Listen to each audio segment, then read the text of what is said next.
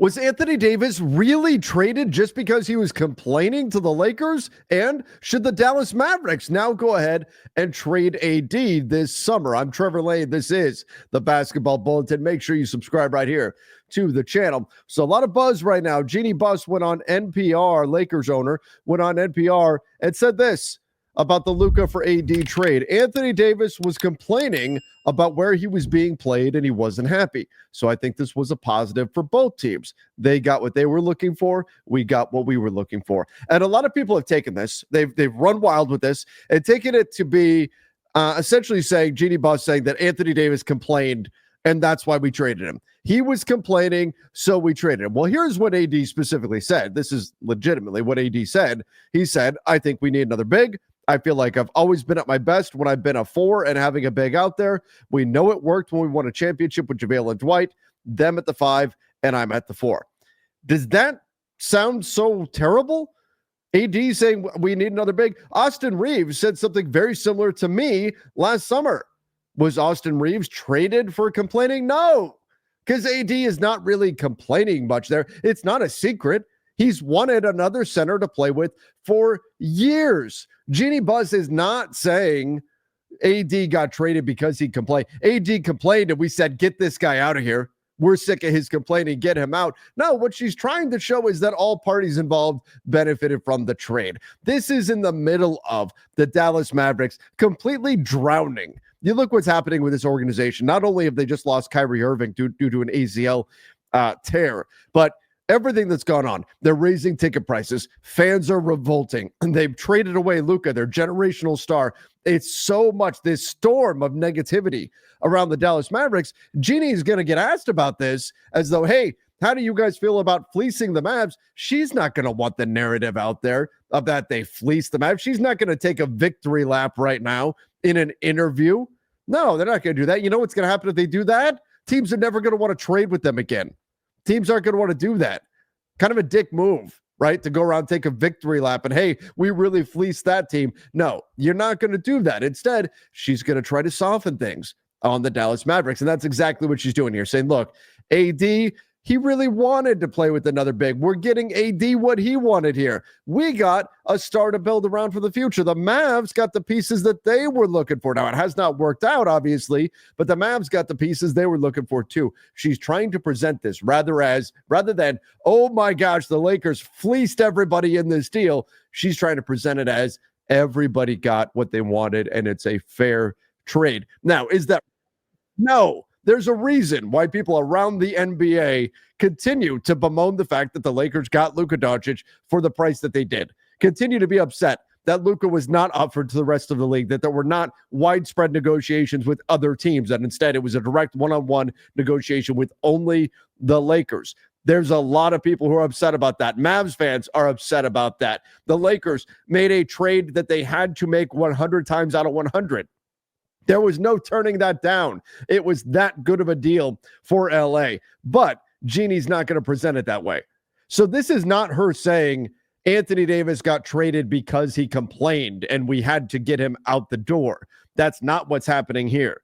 This is Jeanie Buss just trying to spin the trade to make it seem like it was a fair deal for all parties. Whether or not she actually believes that, well, let's face it, I don't think anybody actually believes that. But what should the Dallas Mavericks do now? Should they actually trade Anthony Davis? He's played 31 minutes for them. Should they actually move on from AD and send him out in a trade? Is that the only way for the Mavs to put things back on track right now? We're going to get to that in just a moment. But first, quick shout out to our sponsor, and that is Prize Picks. Prize Picks Daily Fantasy Sports. They do a fantastic job there. You guys can use our promo code Bulletin. Get a guaranteed $50 on your first $5 played. I'll make a few picks here real quick. Nikola Jokic, 12.5 rebounds against Sacramento. That's an interesting one to me. I always like these ones that are a little easier to win. The little goblins here. I'm going to go DeMar DeRozan, 17.5 points. He feels a pretty sure thing to hit that. Then we'll take a look over here. We've got Derek White. I kind of like that Jokic rebound. So I'll go with those two. $10 entry would get me $20 if these hit. I'm going to DeMar DeRozan and Nikola Jokic. If you guys agree, you can use the link in the description down below and then use that promo code Bulletin. Get a guaranteed $50 on your first $5 played. All right. So should the Mavs actually maybe do the unthinkable here and trade Anthony Davis? Here's what Tim Bontemps had to say on the Hoop Collective. I don't think Anthony Davis should ever play for the Mavericks again. He shouldn't play the rest of the season, and they should trade him this summer. I mean, that's aggressive. It's not aggressive. Nico Harrison talked about they're having a 3 or 4 year window with this group that included this season. Okay. Kyrie Irving is going to be a 33-year-old guard who just had a catastrophic knee injury, was a player option for next season. You basically have to write him off at being a major contributor for next season. Maybe he can come back and do that. You have to assume if you're running the franchise, he's not going to do that. At that point, Anthony Davis will have 1 year guaranteed left on his deal. He's going to be approaching his 33rd birthday. This team has really no ability to contend as it stands now without a proper star next to Anthony Davis. Okay, I often don't agree with Tim Bontemps, just in general, with his takes. And that's okay. I think he's a smart guy, but I often don't agree with him. In this case, though, I wonder, is he being hyperbolic or is this legit? I mean, is this real? Is this what really needs to happen here, that the Mavs just need to trade him? No, I think you could make a real argument that the Mavs need to tank from here on out, that they're not going to win this year. Their best case scenario, they probably finish in the 10 seed, in which case maybe the 9 seed. I don't know if they can move up to 8.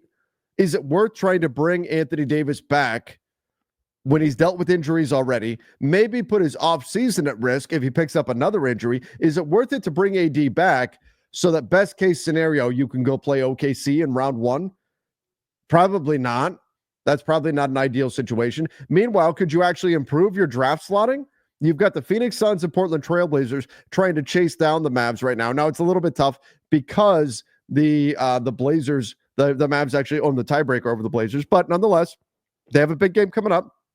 The Mavs do against the Suns.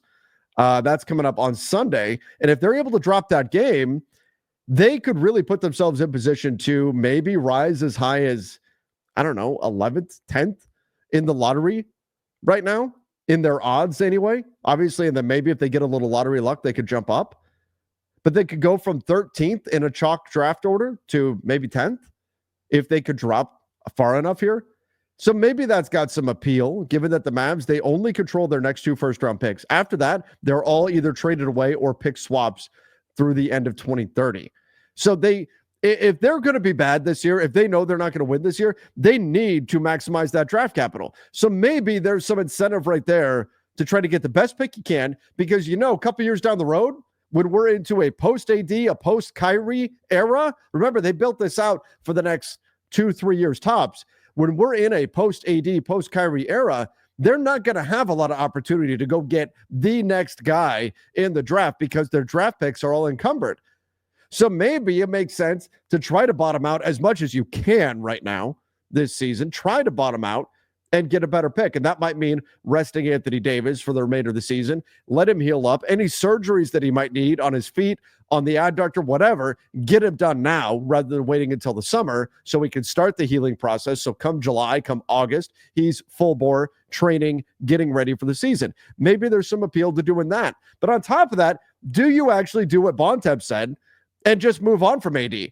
Just trade him this summer, having only played 31 minutes as a Dallas Maverick. Well, first of all, you'd have to imagine that would be a very, very tough pill for Nico Harrison to swallow. He basically would have killed his own career in Dallas. If you trade Luka to get AD and then he plays 30 minutes and you're forced to then trade him away the next summer, that would be very difficult for Nico Harrison. But you know what? It might be the best thing for the Mavs.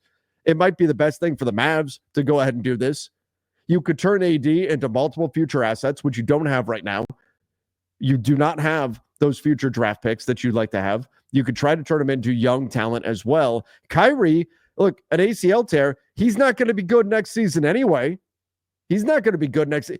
Maybe he comes back midway through next season, but what we tend to see with ACL tears is it takes a couple of years for a guy to really get back. He may get back on the floor, but to get back to being themselves, it's usually a 2-year injury.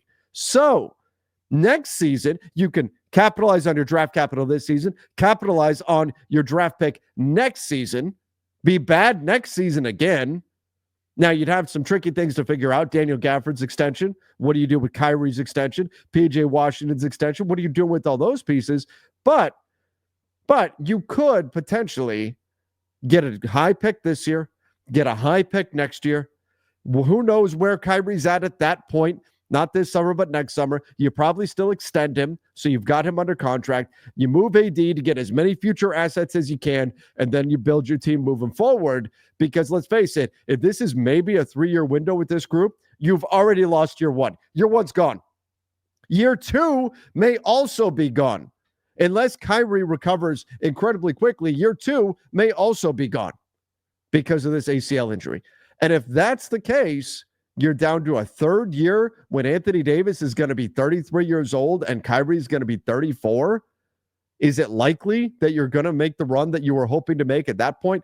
Probably not. Probably not.